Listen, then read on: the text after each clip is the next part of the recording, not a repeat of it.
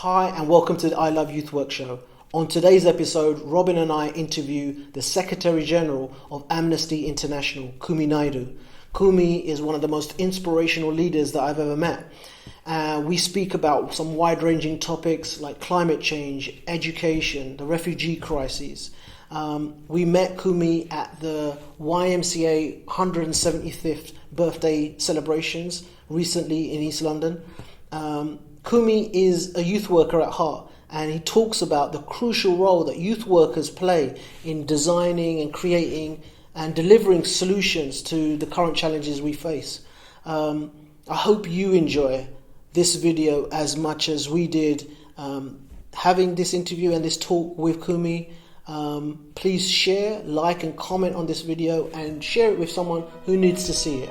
Thank you for your ongoing support. Yo, and welcome to another episode of I Love Youth Work. Hi, welcome to I Love Youth Work. Welcome to another episode of I Love Youth Work. Welcome to another edition of I Love Youth Work. As today we are. I love youth work, and your mama loves youth work.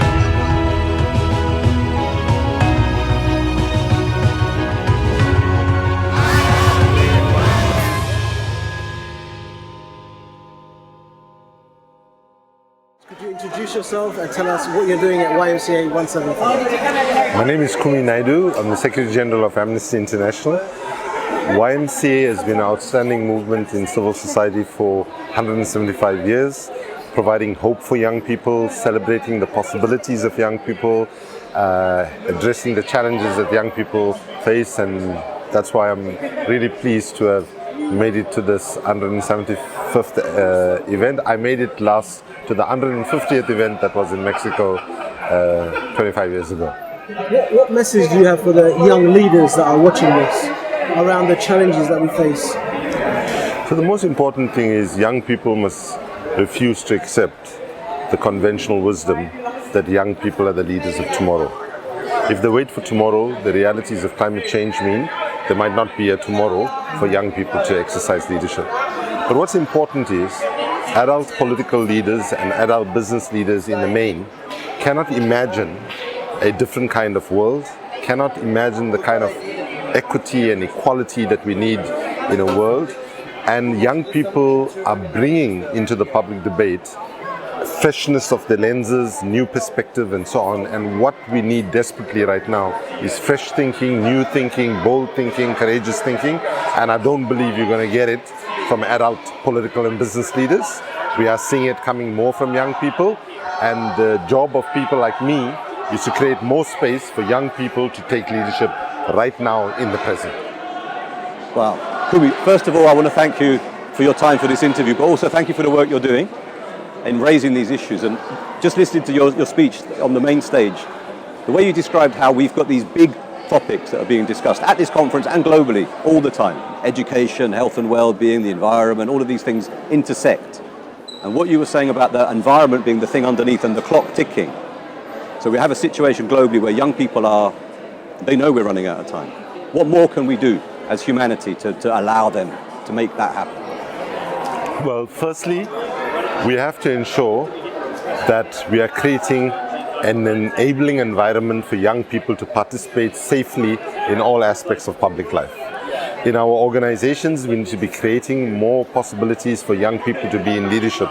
So I'm coming from the Amnesty International Global Assembly, where every delegation from every country, we're told you can have 3 people, but 1 person has to be a young person, right? And we need to ensure that young people are getting onto our boards, are not simply people who are being served, but people who are also part of designing leadership options. The second thing is we have to look at what history teaches us. If history teaches us anything, that when humanity has faced a major challenge or major injustice, those struggles only move forward when decent men and women stood up and said enough is enough and no more. We're prepared to put our lives on the line, we're prepared to go to prison if necessary and so on.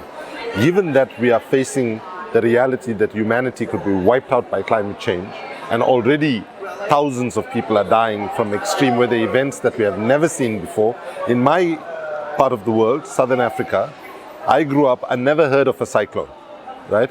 And a couple of months ago, we got hit with 2 cyclones within 2 weeks.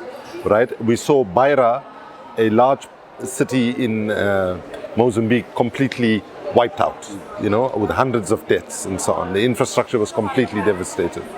This could become the new normal if we do not show the kind of moral courage that our leaders are failing to show.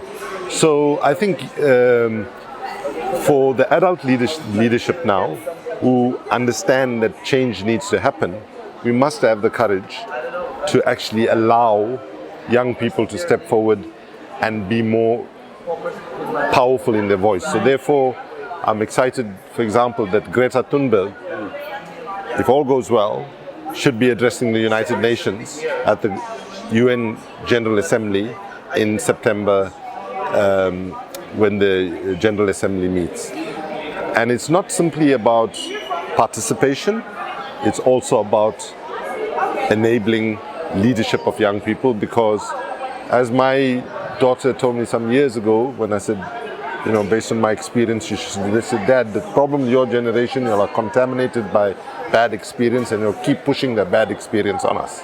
So it is the conventional wisdom of adult and political leaders that got us into this mess. We need to be open now to new leadership voices and with fundamentally different ways of doing things, because it cannot simply be, like say for example when the global financial crisis happened, what was the response of those in power? It was system recovery, system protection, system maintenance. But what that should have taught us is that what we need is system innovation, system redesign, and system transformation. And I believe that young people are the best to push us in that direction, to provide the ideas of how that can happen and so on, because quite frankly, too many of the adult and political and business leaders are trapped in thinking and systems and so on that they cannot liberate themselves from. Those systems created the problem. Exactly. And you're a South African. Your country has been through that change of system where you can't rely on the system that created it to fix it. Absolutely. It sounds like your daughter's very maladjusted. We've been called many things, but probably we've been called maladjusted youth workers. What message would you like to give to youth workers watching this? To youth workers, I would say that you are probably one of the most important parts of global society today. That you have the interests of young people at heart, but you also have the sensitivity of how to enable young people to give the best of themselves. But what youth workers need to recognize also is that we need new narratives of how we actually unleash the power of young people. And I've been very moved by what Martin Luther King said in the mid-1960s when he said, he noted that in the field of psychology there was a very dominant term called maladjusted, and he said, now we all want to be well adjusted and not suffer from schizophrenia or other mental illnesses. But he went on and said, my friends, there are certain things in our world that are so unjust and immoral that good, decent people should refuse to be well adjusted to it. So he went on to say, I never intend to adjust myself to religious bigotry, racial discrimination, the mindless expenditure on weapons when people don't have food to eat, and importantly in the economy, he said, I never intend to adjust myself to economic conditions that will take necessities from the many to give luxuries to the few when millions of God's children are smothering in an airtight cage of poverty in an affluent society. He was talking about the US in the mid-60s. That wisdom is 1,000 times more relevant to the United States as it is relevant to virtually every country around the world. So we need to be proud to be maladjusted to a status quo that has given us climate change, that has given us extreme levels of inequality, that has given us xenophobia, that has given us competition when what young people want is in fact cooperation.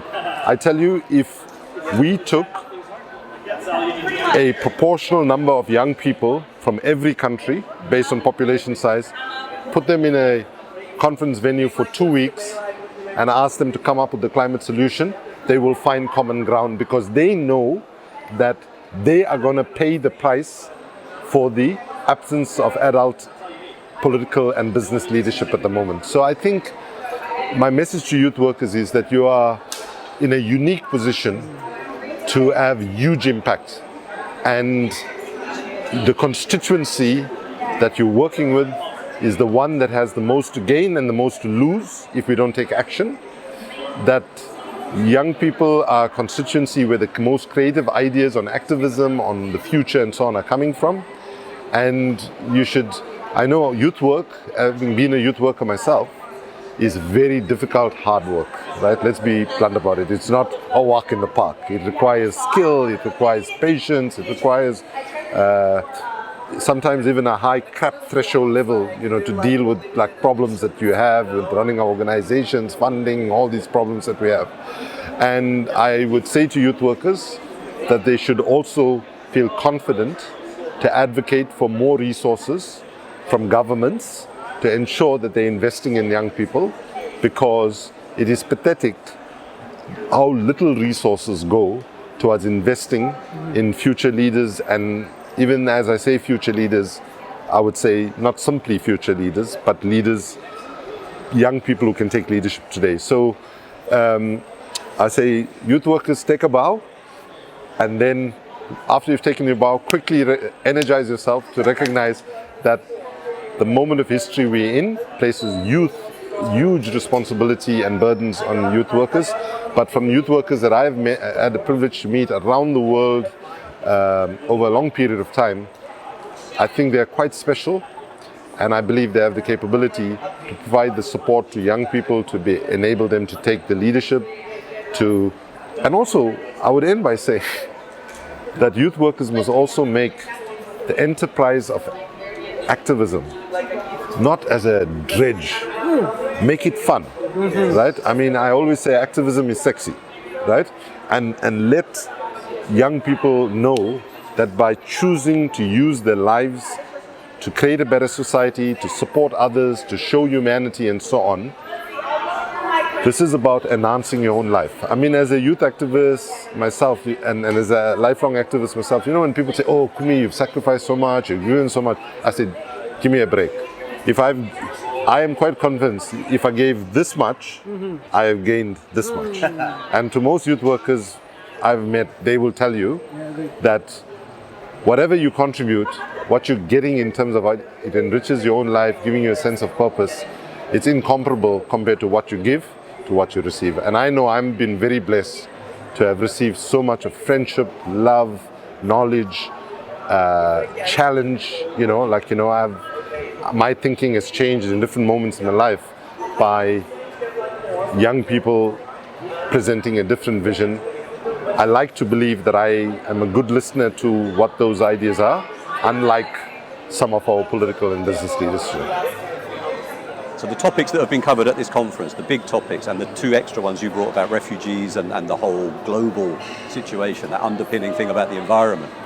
What more can we do to promote that sharing of knowledge the other direction? It is critically important to recognize that a lot of narratives that we've used in the past don't work. Even the narrative of empowerment. And John Lawton, today, the young Scottish youth leader, I knew him when he was at the Scottish Youth Parliament, and it's been wonderful to see how he has, really blossomed into this amazing leader that he is. And as he told this conference, that when he went to Malawi, he actually really thought, I'm going to go and empower those people. But he ended up, and he had the wisdom and courage to say, they actually empowered me more than what I empowered them. And so I think that, learning always is best when the learning comes from the front lines of where a particular problem is, right? So if you're talking about climate justice, if we're talking about people who are in the front line of climate impacts right now, and sadly, most of these folks have contributed least to the problem in terms of carbon emissions and so on, but are paying the first and most brutal price. We need to ensure that the eloquence of their voices are heard in every public fora, in every negotiation, in every media panel when we're talking about it. And I challenge people in the media, people in government, people in business to create more voices and spaces for people from where a particular social challenge that we face is most acute. Let's give voices to those folks as much as others, but because quite frankly, quite often, the people that get more voices are people who live closer to the United Nations and so on. So that means New York, Geneva, and so on. Let's make sure that the voices of people in the front line of climate reality, people who are fighting for decent education, people who are trying to support refugees and so on, are the ones that are given more visibility, more voice, and their stories need to be told. Because I believe very strongly that people are moved by stories rather than theory, and we need to become better storytellers. And part of the stories that need to be told by young people, especially in the global south, is just how they survive, right? I mean, the reality is the average young person in Africa has more skill to survive the impacts of climate change than the average young person in a rich developed country, because they've not been given the tools of surviving on little and so on. So I think there's also a lot of north-south exchanges that we need to be pushing, where people from poor and rich countries come together, share their experience and so on, because I believe strongly that the reality of climate change tells us that we can turn climate change to address an historical problem we've had, which is we've been divided for far too long based on north, south, east, west, developing. And climate change is a message to us is, folks, whether you come from a rich country or whether you come from a poor country, nature does not negotiate, nature does not know any boundaries, and get your act together now and turn the crisis of climate change into an opportunity by breaking down the divisions that have kept people apart on a whole range of fault lines that never really made sense before, doesn't make sense today, and won't make sense in the future. So we operate from a process, our fuel is gratitude. We really want to thank you so much for spending that time and your words today. Your inspiration has been Thank you very much. Profound. Thank you. Thanks. My name is Kumi Naidu, and I love youth work.